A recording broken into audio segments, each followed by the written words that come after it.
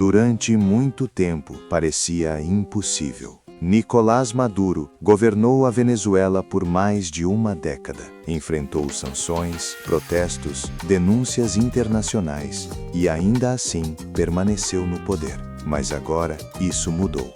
Nicolás Maduro foi capturado. E para entender como um presidente em exercício chegou a esse ponto, é preciso olhar além do momento da prisão e voltar ao começo dessa história. Nicolás Maduro Moros nasceu em Caracas, em 23 de novembro de 1962. Ele não veio da elite política, nem das Forças Armadas, como muitos líderes latino-americanos. Maduro cresceu em um bairro operário e começou a vida adulta trabalhando como motorista de ônibus. Foi nesse ambiente que ele se aproximou do movimento sindical, atuando como líder de trabalhadores do transporte público. A política entrou na vida de Maduro por meio das reivindicações sociais e do discurso contra as elites tradicionais do país. No fim dos anos 1990, esse cenário de insatisfação abriu espaço para um nome decisivo: Hugo Chávez. Chávez liderava um movimento de ruptura com o sistema político tradicional da Venezuela e encontrou em Maduro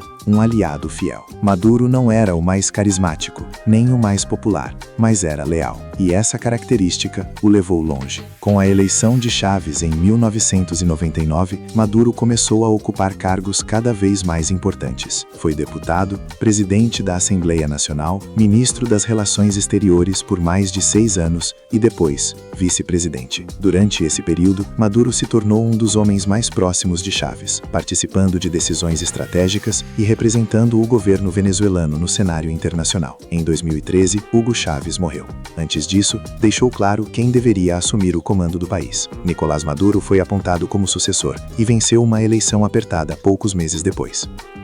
Mas governar sem Chávez se mostrou muito mais difícil do que herdar o cargo. A partir de 2013, a Venezuela enfrentou uma combinação de fatores críticos. O preço internacional do petróleo despencou e o país, altamente dependente dessa receita, perdeu sua principal fonte de renda. Ao mesmo tempo, problemas antigos de gestão, controle estatal excessivo e corrupção começaram a cobrar um preço alto. A inflação disparou, a moeda perdeu valor, produtos básicos começaram a faltar. Com o agravamento da crise econômica, a tensão política aumentou. Protestos se espalharam por várias cidades. A oposição passou a questionar abertamente o governo. A resposta do regime foi o endurecimento, prisões de opositores, restrição à imprensa, uso crescente das forças de segurança para conter manifestações. Organismos internacionais passaram a acusar o governo Maduro de violações sistemáticas de direitos humanos. As eleições seguintes intensificaram ainda mais o conflito. Resultados foram contestados, atas eleitorais não foram divulgadas, e pesquisas independentes apontavam cenários diferentes dos números oficiais. Diversos países deixaram de reconhecer a legitimidade das vitórias eleitorais de Maduro, incluindo Estados Unidos,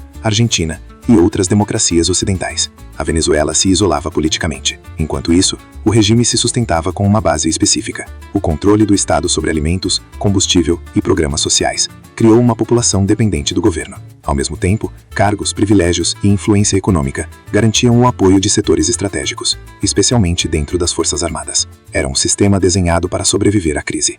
Mas as acusações contra Maduro começaram a ultrapassar o campo político. Investigações internacionais passaram a apontar uma possível ligação do alto escalão do governo com redes de narcotráfico. Autoridades dos Estados Unidos acusaram Maduro de liderar ou facilitar operações de tráfico internacional de drogas, associando o regime venezuelano ao chamado narcoterrorismo. As denúncias colocaram o presidente venezuelano no centro de processos judiciais fora do país, até que o cenário mudou. Em uma operação que surpreendeu aliados e opositores, Nicolás Maduro foi capturado. O homem que governava a Venezuela agora enfrenta acusações formais e processos internacionais. Ao lado dele, sua esposa, Cilia Flores, figura influente dentro do regime, também foi detida.